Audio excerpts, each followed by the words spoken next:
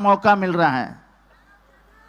आपको सूरत बदलनी है भिवंडी की नहीं, सूरत बदलनी है इस देश की, सूरत बदलनी है उत्तर प्रदेश की, सूरत बदलनी है दिल्ली की। ये जो अटक सत्र शुरू है, केजरीवाल को अंदर डाल दिया, ये आपको भी अंदर डालने में कोई कमी नहीं करेंगे। इनको देश कुछ चंद हाथों में देना है और वो हम करने नहीं देंगे। जो पवार साहब यहां से कह के गए, उन्हें एक बहुत महत्वपूर्ण बात आपके सामने लगी, जिसकी बहुत ही बड़ी अहमियत है कि यह देश का संविधान जो तुम्हें मुझे समान मानता है, उस संविधान को वो गायब करना चाहते हैं। जो हमारा अधिकार है, राइट टू रिलीजन, हम कोई भी धर्म को अपना सकते हैं, उसका रीति रिवाज पाल सकते हैं। वो हमें डॉक्टर बाबा साहब अंबेडकर ने दिया। वो चाहे सिख हो तो गुरु ग्रंथ साहिब पढ़ सकता है, वो चाहे पारसी हो तो 11वीं में जा सकता है, वो हिंदू हो तो कई सारे किताब पढ़ सकता है, मुसलमान है तो कुरान के पीछे चल सकता है। तो इनको क्या तकलीफ है भाई? आप हमारे धर्म के बीच में आने वाले होते कौन हो? कल हमारे गृह मंत्री ने कह दिया हम शरीयत हटा देंगे। आप किसी के धर्म में जाके ये सब क्यों बोलते हो भाई? ये देश किसी अकेले का नहीं है। इस देश के मिट्टी में हर एक धर्म का, कौम का, जात का खून शामिल है।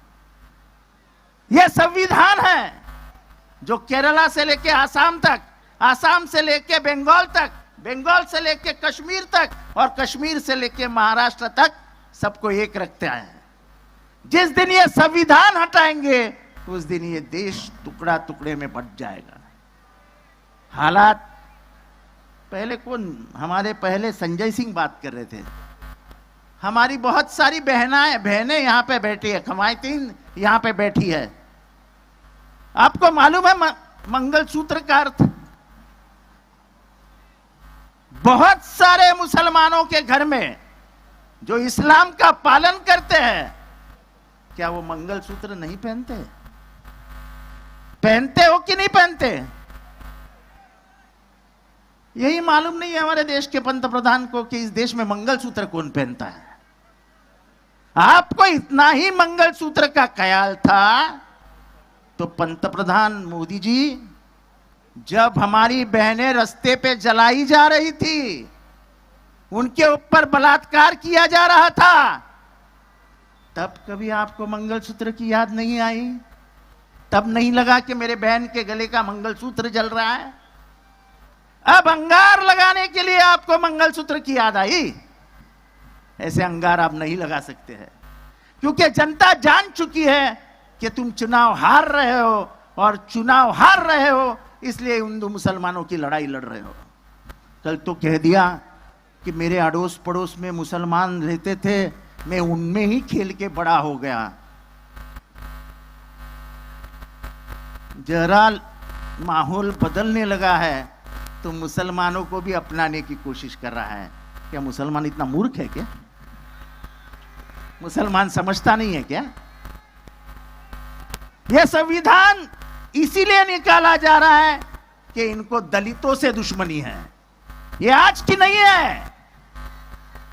यह संविधान जब आया तब 1950 में आरएसएस के उनकी जो किताब है ऑर्गेनाइजर, उन्होंने कहा था यह संविधान हमें मंजूरी नहीं है।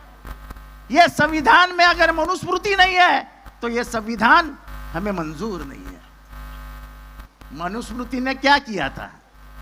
मनुस्मृति ने तो दिया चार वर्णों को, ब्राह्मण, क्षत्रिय, वैश्य और क्षूद्र। हमारे जैसे क्षूद्र लोग जो थे, उनके बापजादाओं को तो पानी भी नहीं पिलाया जाता था, उनके बापजादाओं को मंदिर भी नहीं जाने दिया जाता था। अब यही मनुस्मृति आप वापस लाने वाले होंगे तो कैसे जिएंगे हम? और यहां का 85% तबका जो है, लोक संख्या का 85% जो है, वो बहुजन है और वो किसी भी हालत में संविधान से दूर नहीं हटेगा। हम खून की नदियां बहाएंगे लेकिन संविधान नहीं छोड़ेंगे। संविधान हमारी आत्मा है, इस आत्मा को हम बचा के रखेंगे क्योंकि देश तभी बचेगा। मेरी बहुत बहनें यहां पे मौजूद है, मेरी बहनें बहुत परेशान हैं। मर्द का तो पगार बढ़ा नहीं है, घर में ज्यादा पैसा आता नहीं है, लेकिन गैस का भाव 400 रुपए से 1160 के ऊपर चला गया। मेरी बहनों बताओ, दाल का भाव जो कभी एक जमाने में 2014 में 60 रुपया हुआ करता था, आज क्या भाव हुए मेरी बहनों? 200 रुपया। 200। घर की एक चीज सस्ती नहीं हुई है। जब मनमोहन सिंह जी पंतप्रधान थे तब क्रूड ऑयल का भाव 130 रुपया था और मनमोहन सिंह 60 रुपए में पेट्रोल बेचते थे, जिसके कारण ये महंगाई आई है, ये बता रहा हूं मैं। अब क्रूड ऑयल का भाव 30 रुपया हो गया, 30 रुपया, और हम पेट्रोल कितने में ले रहे हैं? 130 110 107 रुपये में। क्योंकि हमको बाकी कुछ मालूम ही नहीं है, हमको सिर्फ इतना मालूम है, हिंदू मुसलमान, हिंदू मुसलमान, हिंदू मुसलमान। ये लड़ाई से जनता का पेट नहीं भरेगा। बड़े गर्व की बात है, वो कहते हैं कि मैं 80 करोड़ जनता को मुफ्त में खाना देता हूं। आप 80 करोड़ लोगों को मुफ्त में खाना नहीं देते हो, अब 80 करोड़ लोगों को लाचार बना रहे हो। हम मुफ्त में खाना नहीं मांगते, हमें काम दो। जो वादा तुमने किया था 2 करोड़ नौकरियां दूंगा, वो वादा निभाओ। हमें मुफ्त में खाना नहीं चाहिए। हम मेहनत करने वाले भारत के लोग हैं। ये मिट्टी हमारा पसीना पूछती है कि तुम्हारा पसीना कहाँ है, इस मिट्टी को चाहिए। पसीना निकलता ही नहीं क्योंकि काम मिलता ही नहीं है। बेरोजगारी बढ़ गई है, भूख बढ़ गई है। देश के जिस प्रांत में इस देश को आगे जाना था, उस सभी क्षेत्र में यह देश आगे गया, पीछे गया है। ये देश अब किससे पीछे मालूम है आपको? इकोनॉमिक्स, फाइनेंशियल, भूख, बेरोजगारी। हम बांग्लादेश और श्रीलंका के पीछे हैं, बांग्लादेश और श्रीलंका के पीछे हैं। और इसलिए मेरे भाइयों और बहनों, यह जमहूरियत बचाने की लड़ाई है, यह जमहूरियत है। इसलिए मैं यहां खड़ा हूं, मैं बात कर रहा हूं, आप सुन रहे हैं। जिस दिन ये जमहूरियत खत्म हो जाएगी, ना तो आप सुन सकोगे ना मैं बोल सकूंगा, क्योंकि बोलने वाले पे पाबंदी लाई गई।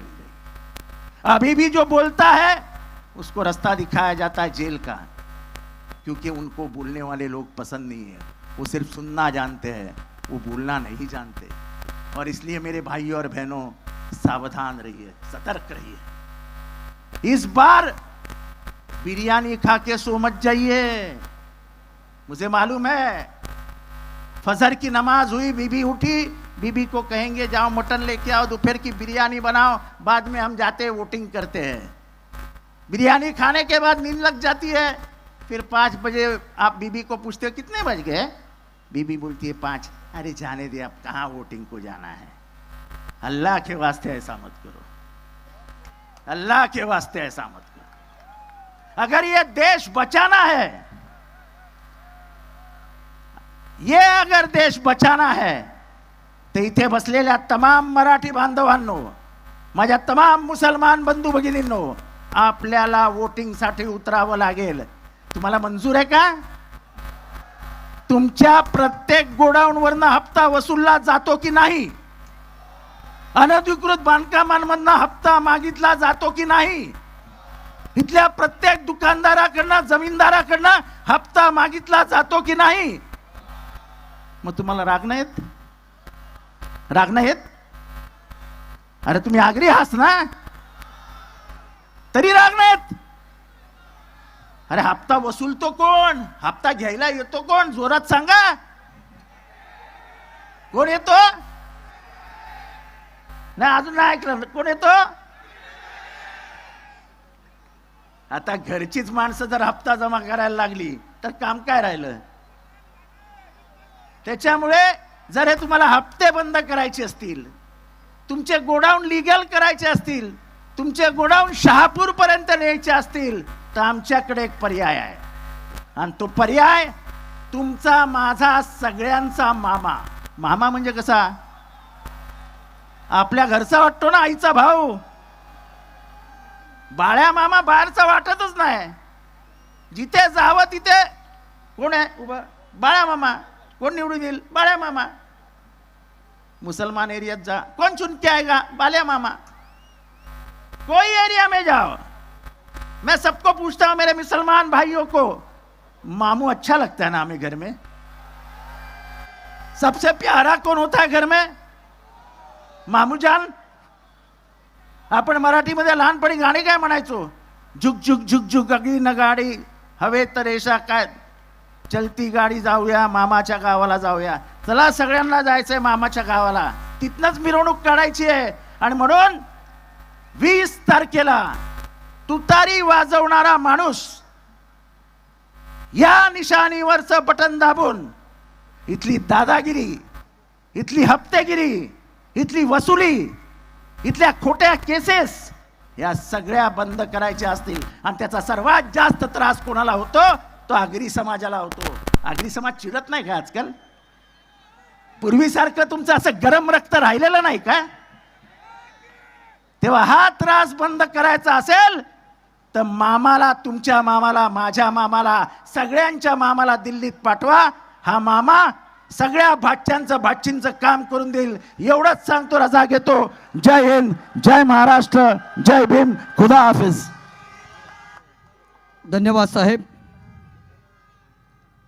हेलो हेलो, धन्यवाद आवाड साहब. अब मैं विनती करूंगा भिवंडीपुर के विधायक सम्माननीय रईस शेख साहब से कि यहाँ पे आपकी बात रखें. अरे भिवंडी वालों, आज हमारे बीच में सुप्रिया ताई आई हुई है, जयंत पाटिल साहब आए हुए हैं. जोरदार स्वागत कर